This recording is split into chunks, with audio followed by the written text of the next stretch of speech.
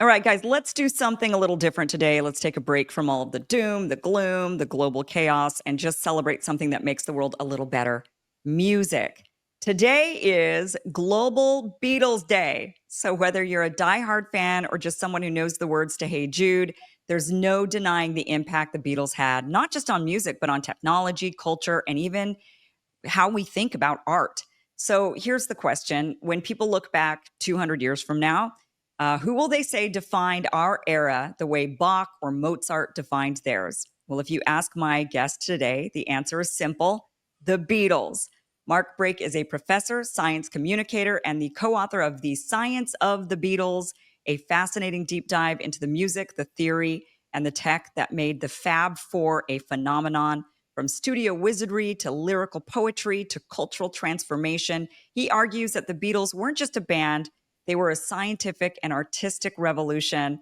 Mark, welcome to the show. Happy Global Beatles Day. Thank you so much for being And the here. same to you. Thank you very much. Thank I you. didn't even know there was a Global Beatles Day, but it makes sense. I'm surprised that they don't have an entire Beatles month, to be honest, with how Yeah, popular the band was.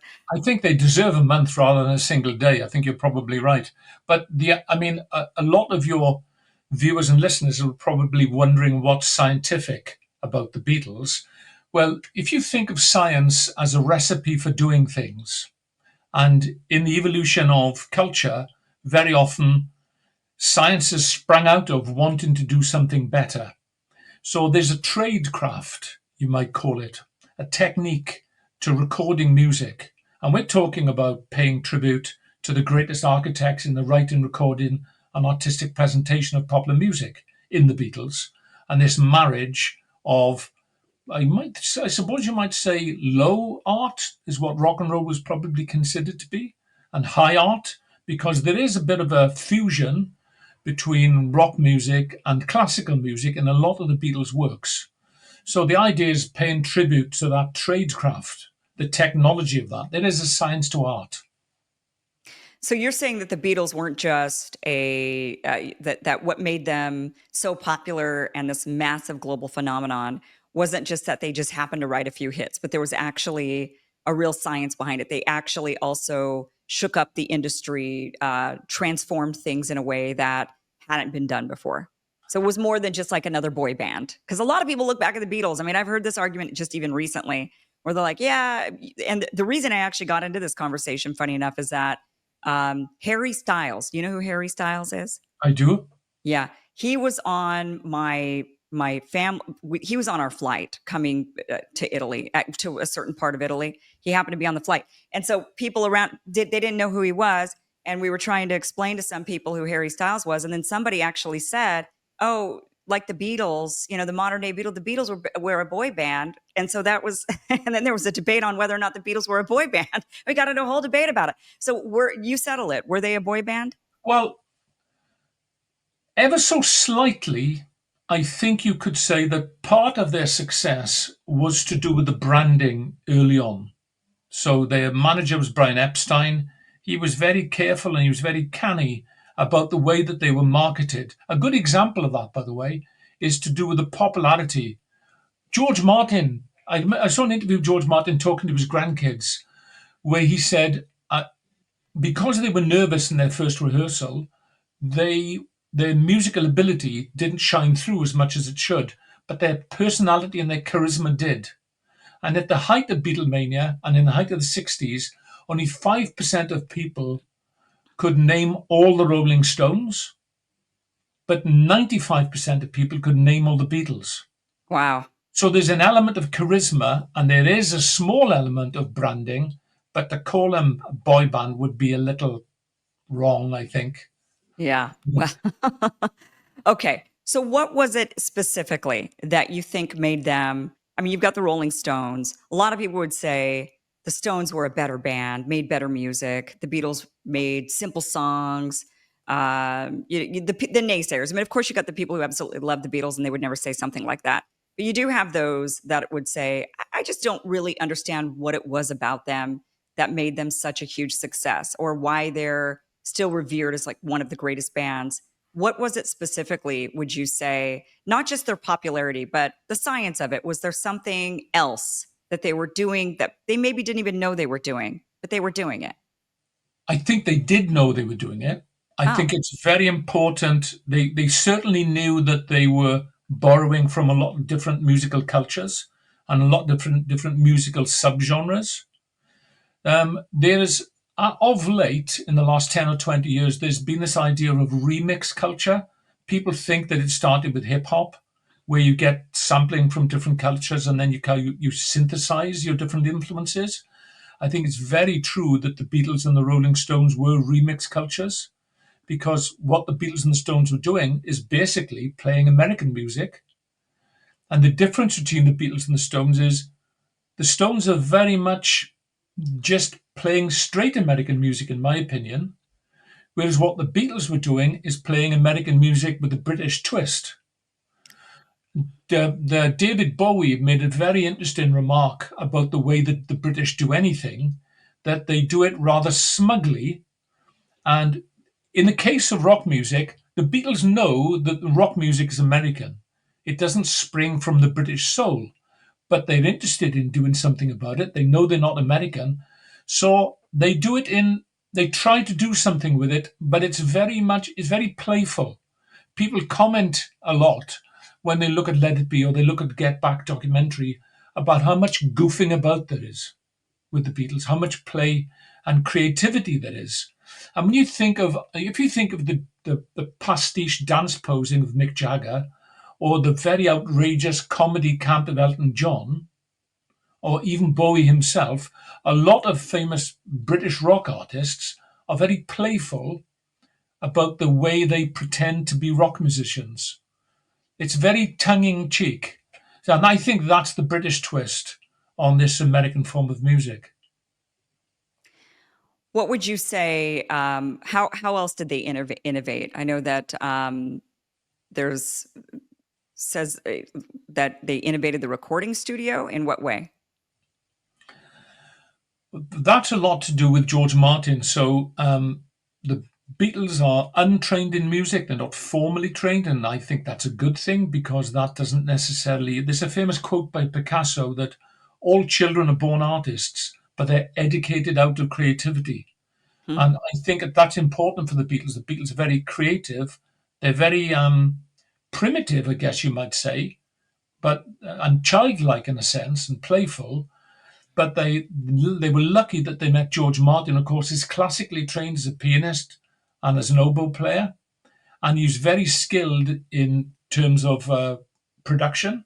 So there's a meeting place there of the creative, untrained Beatles and Martin knowing how to put down the recording of something that they want to do. It's very much software driven. So it's the software of the creative idea of the Beatles, and then the hardware of George Martin, the technology he uses.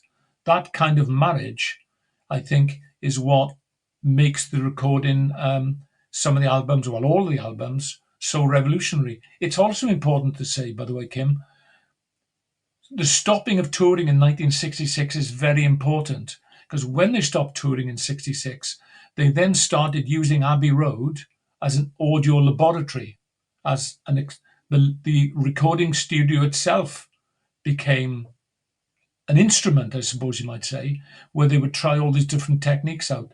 The technology itself was quite basic, but it's just the way they went about trying to use the basic technology and cutting corners and so on and so forth. What would you say that they revolutionized the most with their music? Oh, that's a good question. I think it's to do with the layers. So they at first they've only got a 4-track machine, and they can only put let's say 3 instruments and a voice, or an instrument and a voice in the fourth track. But if you've got 2 4-tracks, you can put a different instrument on each of the 4 tracks of the first machine, and then put those 4 instruments on the first track of the second machine. So all that stuff to do with innovating. Another important point, I think, is that George Martin, before he met the Beatles, was responsible in the 1950s and early 1960s. He was the head of Parlophone, and he was responsible for making comedy records and novelty records. So he was responsible for all these different sound effects, which went into the production of the comedy records and the novelty records.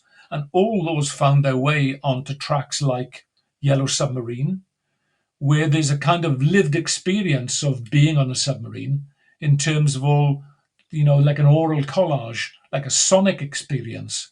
And I think it's all those things that they introduced. Those the using the recording technique as an instrument in itself and as a Hmm. laboratory, which became standard for everybody else. But how did that all? I mean, everything you're saying so far. I mean, forgive me, but it just doesn't sound like it would have created the behemoth that they became. It's like, okay, so Ah, they mixed. Okay, go ahead. oh, it's very true. I mean, I think there are a number of different influences. The reason that they became like the four-headed mop-top monster is manifold. One of them, Scorsese was responsible, wasn't he, for that recent documentary Beatles in '64? If you watch Beatles in '64, there are people on there, including the film director David Lynch, talking about the impact of the Beatles. And when they arrived in America in February '64, that's just after the Kennedy assassination. And everybody, to say the least, was rather glum. And here's four working class lads, incredibly effusive and confident, working class, very optimistic view of life. That is an element to it. The fact that they had, was it 73 million people watching the first Ed Sullivan show in February '64? So there were a number of different contributory factors Mm, to them becoming huge. In terms of why they had the attitude they did, I think McCartney in particular was a workaholic and had a very broad range of musical experiences when he was growing up in Liverpool. Most of the Beatles have Irish ancestry, the same as the rest of Liverpool, by the way. Three-quarters of the people in Liverpool are of Irish descent. mhm, And the Irish are famous, not like the English, associated with hallmarks of empire, but the Irish are famous for poetry, song, dance, and the crack, as they call it, which is basically having fun. So there's that element to it as well. I think because they were so famous and they led the British invasion, that's why they became, they were like the standard everybody wanted to attain. So they had an early march on everyone else because of maybe of Kennedy and maybe because of Ed Sullivan, etc. mhm. And then there was a healthy competition during the '60s between American bands like the Beach Boys and the Byrds and the Beatles and the Stones and so on and so forth. Everybody, a friendly competition, you might say. Mhm. So you don't think that there was anything in particular that was special about them? It might have just been kind of a mix of being at the right place at the right time, doing the right thing at the right time, almost luck. I mean, a mixture, obviously skill, but a lot of people, as you mentioned, a lot of bands were skilled. There were a lot of great musicians out there making great music, but I, well, as I said, I think there is some luck, but I think that would do them a disservice. George Martin, as I said to his grandkids when they asked what was it about them, he said it was to do with charisma. They had such charisma and talent, of course, as it turned out, that he simply signed them on the basis of the charisma. I guess, in a sense, he's talking about star quality. mhm, He's talking about a star quality and a charisma, which obviously came over in terms of their personalities. And sure. then once they'd once they'd recorded the albums and developed and evolved in that recording, the quality obviously shone through. So it's a mixture. You have to be good at what you do, right? You have to also work hard, but then you also have to have that charisma. I mean, do you think that when I know you've written a bazillion books, how many, 28, which is a lot of books, and a lot of them science of a variety of different topics. Yeah, I know you've done Star Wars, Harry Potter. What are some of these other the science of books that you've done?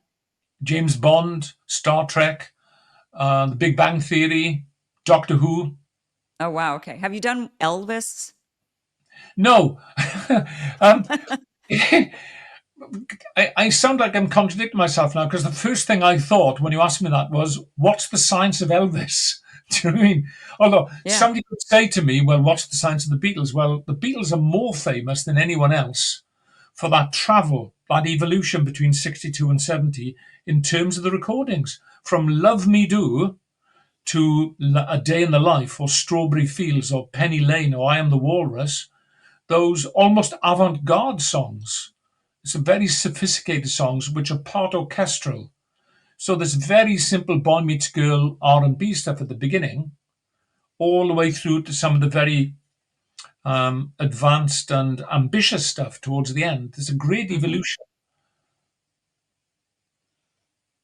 Um, so you say, I mean, do you really think that when people look back at our era 200 years from now, that they'll say the Beatles were like the Mozart or Bach of our generations? I do, yeah, very much. Absolutely. I can't think. The only other two people that I think that would get a mention is probably Bob Dylan and Elvis Presley. Interesting. The kind of people they make biopics about Yeah. I because was the Dylan one. thinking, I mean, I'm a slightly different generation than you, but all in all, the fact that we're alive at the same time will put us in the same era when we're all said and, when it's all said and done and we're dead many hundreds of years from now. And I would have picked Michael Jackson and Madonna potentially as the biggest, some of the biggest. I mean, I think they're right up there, I would say, with the Beatles, but I could be wrong. I'm well, I'm not a Michael Jackson or a Madonna fan, but what I would say about Madonna, I think Madonna did the same kind of thing that David Bowie did, which was that changing the music, changing the experience of the fan, and Yeah. changing the image. Bowie was brilliant at doing that over a period of years. If I was going to do another Science of a Rock artist, it probably would be Bowie. Hmm. But I think that, as you said earlier, I think it's the timing of the Beatles' appearance is the most in the sense they were lucky because they were the first. And in some ways, the reason I wrote the book is because I had, like you, had conversations with people who didn't really understand why it was them. Hmm. I guess, of course, my obvious pap response to if somebody says, "Why do you think it was them?" and I'd probably say, "Read the book," because it's a long conversation in trying to convince the reader that that is the case. It's not Yeah. particularly difficult um, because there's a lot of evidence for it. I tell you another good example, another piece of evidence. In 2010, uh, President Obama presented Paul McCartney with a Library of Congress Gershwin Prize for Popular Song. And in his address, he talked about the way in which the Beatles changed the way that we listen to music and thought about music and performed music. But he also said that McCartney had composed nearly 200 songs that had made the charts, 200, and that they'd stayed on the charts for a cumulative total of 32 years. Wow. Okay. And you think, wow, Yeah. that Yeah. is it. That is the kind of way that you touch billions of lives. Not to say that Michael Jackson and Madonna haven't done the same, Right. but in a strong sense, the Beatles are the first, of course, I guess. Yeah. Yeah, because I would look at, if there was a short list of the Mozarts in the box, I guess of our era, it would be Elvis, I would think, the Beatles, as you mentioned, Bob Dylan, Michael Yeah. Jackson, Madonna, and I would say Taylor Swift is now the next. I mean, she might even be bigger than all of them when she's by the time she's finished with her career. Well, maybe in terms of sales, but I don't think culturally the Dylan's importance and Dylan's impact is in the mid to late 50s how relatively twee all the songs are. They're very boy meets girl and not particularly deep. And Hmm. then with Dylan in 62 and beyond, that change in putting profound meaning and profound ideas. And at the beginning was protest, but changing the lyrical content of music. I mean, I think he's very much responsible for that. Hmm. Otherwise, a lot of the songs are just about falling in love. Nothing wrong with falling in love, obviously, but there was a limit to those early songs. Yeah.